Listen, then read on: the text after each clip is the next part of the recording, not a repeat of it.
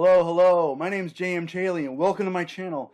This week I want to talk about ways to make money outside of selling books that are still tied to, writerly pursuits or involved with authorship or writing in some way. Now, I know this isn't a Thursday. I usually post on Thursdays, but I was so excited about this topic that I wanted to post it right away, so I posted it here on the very beginning of April just to get the message out to everyone, to make sure that everybody knew that this was an exciting new, these are exciting new ways to make money off writing and writership and things associated with writing and more writing and authoring things that are written down or things like that are written, right? So, without further ado, I think let's get into this topic. I mean, we know a couple of ways that writers can make money besides selling an actual novel. Like, we could submit short stories or articles or ideas to magazines and get paid commission on those types of things. That stuff is out there. If you search around, people will take your submissions and pay you so many dollars per word or cents per word or however the rate goes these days if your story or idea is submitted and accepted.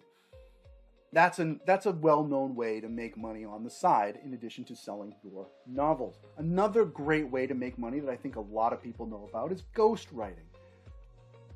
You have the skills to write a book, someone else doesn't, but they have an idea. So they hire you to write their idea in the way that they want it done and have the events unfold in the way that they want it done, but you're the guy with the flowery words and that sort of thing.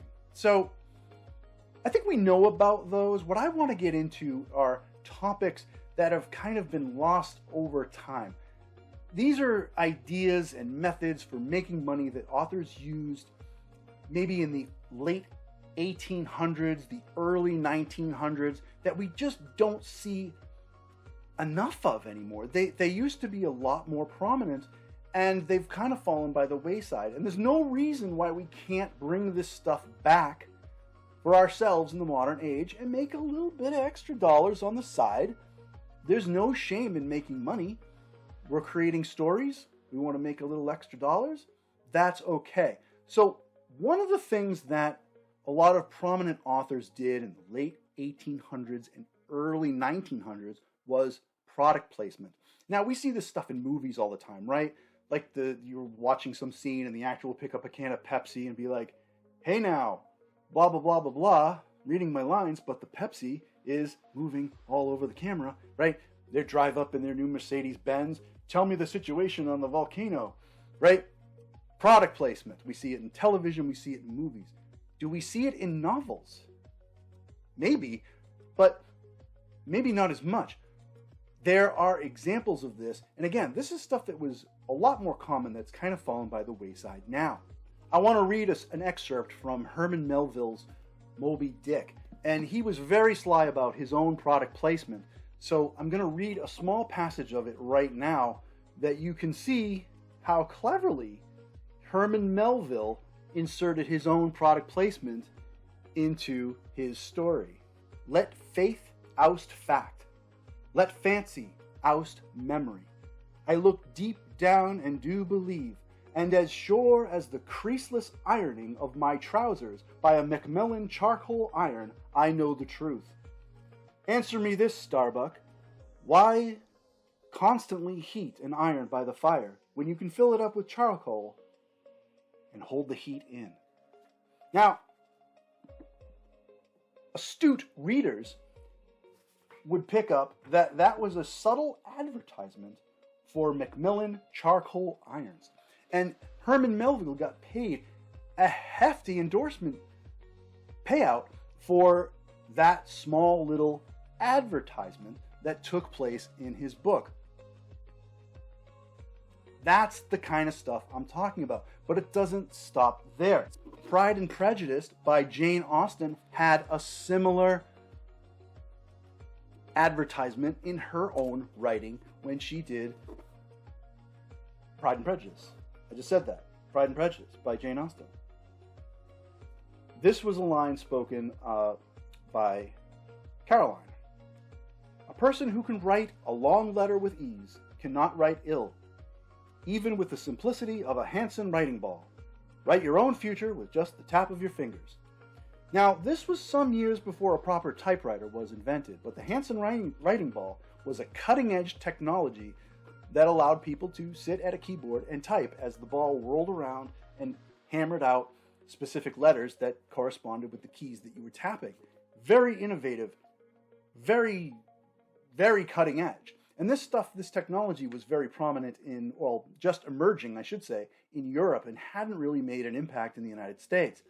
But after Pride and Prejudice came out, hey, the sales of the Hansen writing ball went through the roof. And let me tell you, Jane Austen made bank. But product placement is only one example. Another popular thing that was used a lot more prominently in the olden days was coupons. You buy a novel, you get the novel home and you open it up and there's a coupon inside. And the coupon could be completely unrelated to whatever the book is about. It doesn't matter.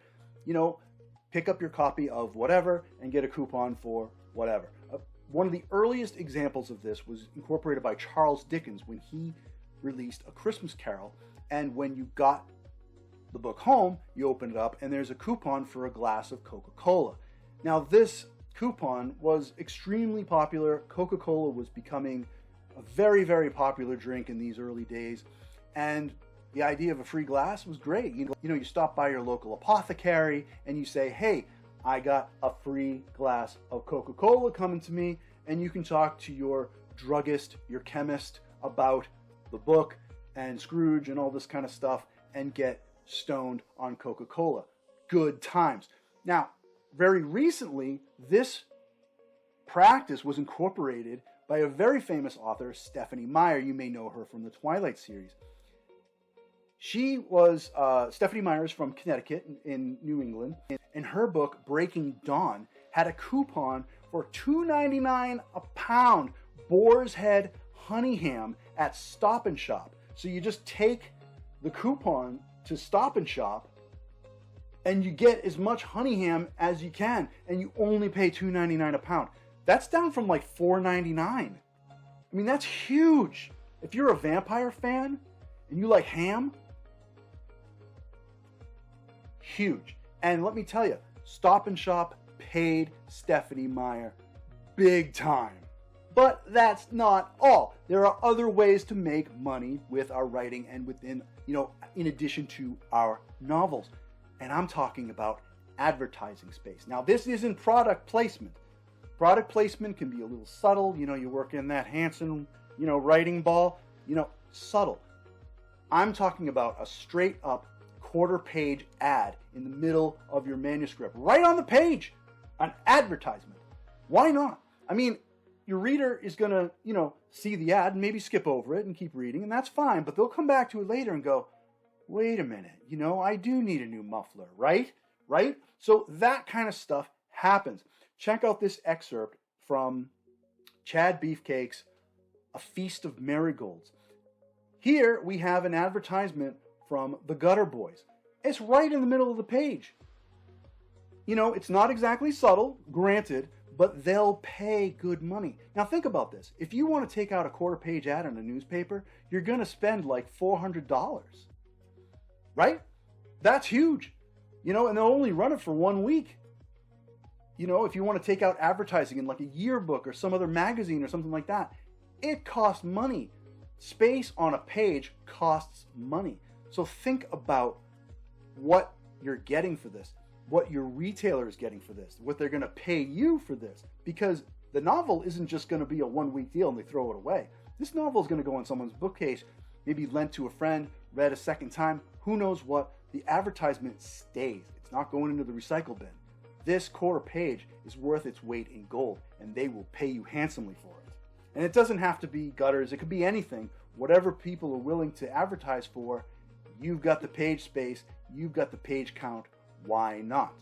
Now, the last tip that I have for you isn't about making money as much as it is about saving money.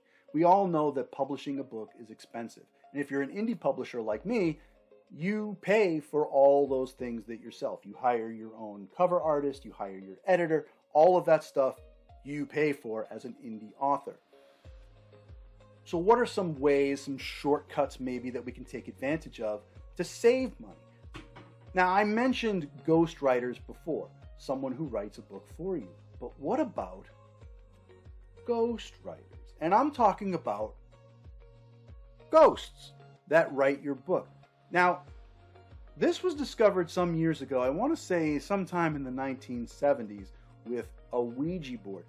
And a ghost was summoned, and this enterprising player of the Ouija game, if you can call it a game, seance, whatever it is, right, said, hey, I'm looking for an editor for my book. Do you happen to know, are you an editor? Is this something that you can help me with? And if so, what can I do in return? Now, ghosts don't need money. Where they are, money's no good for them. So sometimes they want something in return. In this case, this guy was a haberdasher from Cranston, Rhode Island, and he ended up writing about 30,000 words about why he didn't want to be buried at sea.